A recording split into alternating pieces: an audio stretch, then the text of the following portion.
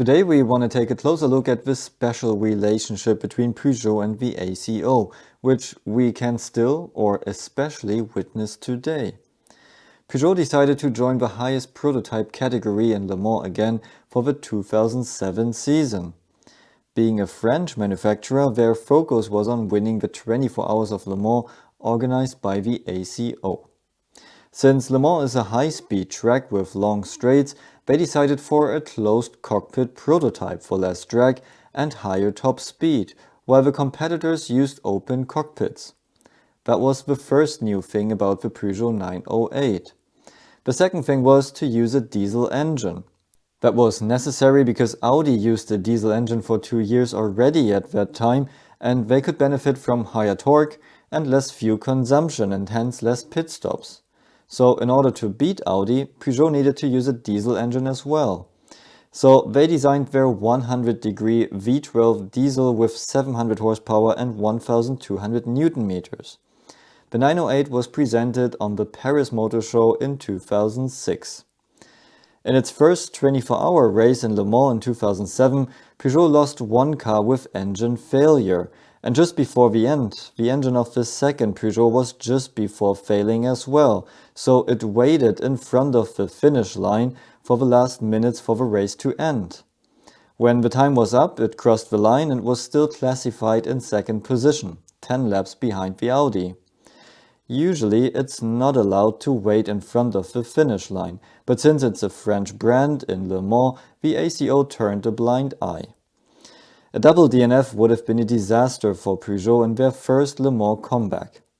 And what became clear during this race was that Peugeot couldn't keep the Audi's pace yet.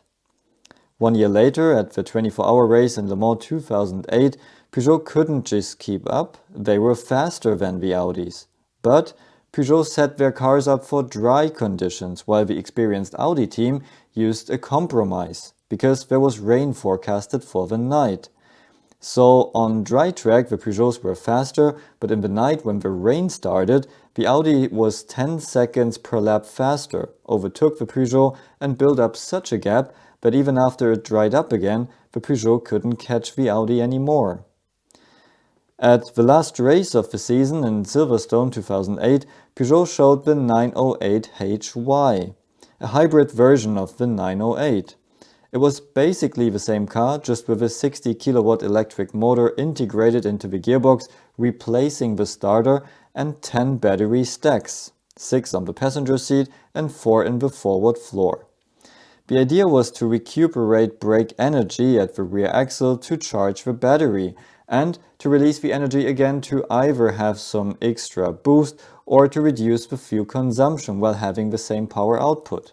With that, Peugeot would have an advantage over Audi, and they pressed the ACO to allow it in Le Mans in 2009. Peugeot said the hybrid technology is the future, and as soon as the ACO allows it in Le Mans, we will use it. So guess what? In 2009, the ACO held their end of the bargain and allowed energy recovery systems of up to 1 megajoule to reduce fuel consumption. But Peugeot didn't bring it. Diesel cars were slowed down in 2009, Audi brought their new R15 with a new aero concept and new V10 diesel engine, but didn't have enough time for testing and hence didn't have a good low downforce package for Le Mans. Peugeot, who basically kept their car and just adapted to the changes, could keep their top speed advantage and won the race. In 2010, same situation but with an updated Audi. This time, one Peugeot after another dropped out with mechanical problems, and Audi won the race because of their reliability. But still, no hybrid on Peugeot's side, although they had the concept and the rules allowed it. Peugeot said they cannot integrate a hybrid system while keeping the huge V12 diesel engine. They need new rules with smaller engines.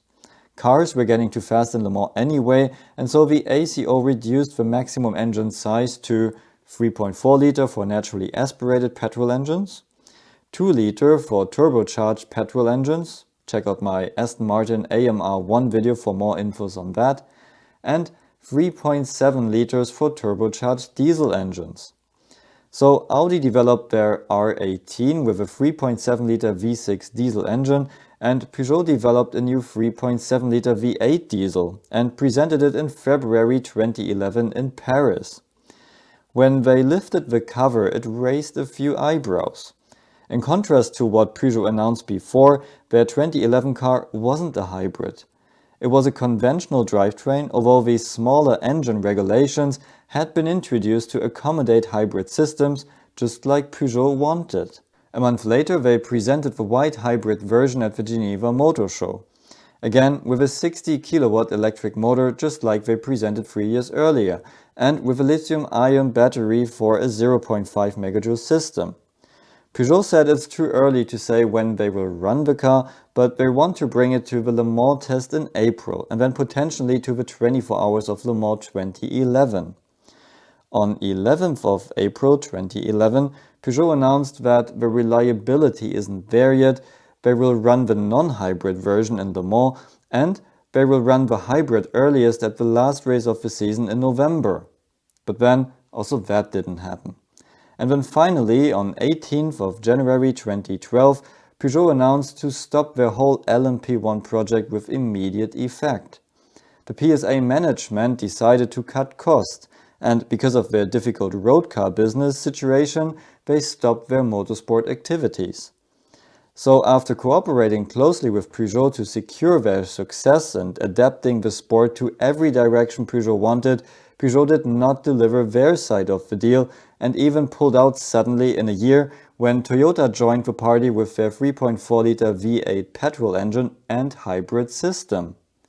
Audi, on the other hand, bought the flywheel care system from Williams, put it in their car to drive the front axle, put Quattro, Hybrid and e-tron stickers on their car and won the 24 Hours of Le Mans 2012 as the first hybrid car ever. And now, in 2022, Peugeot joined the highest category in WEC again with the 9X8 LMH hypercar. But nowadays there is a balance of performance, so the ACO and FIA decide who gets which weight, power and other factors. So the regulators can slow down or boost the performance of individual cars, officially to equalize their lap times for better racing. At the very beginning they were slowing the Peugeot down quite a lot, because it was a new car. When Peugeot ran into problems with their wingless car, they still gave them a bad rating, except for the last race of this version. And since they introduced the 9X8 with wing, they constantly have bad ratings, and especially in Le Mans, where the ACO is in charge, Peugeot has by far the worst ratings overall, in low and high speed. So it seems like some things are not forgotten, and Peugeot is now deemed to always drive around with worse ratings than the competition. Let me know your thoughts in the comments below and check out my other videos for more.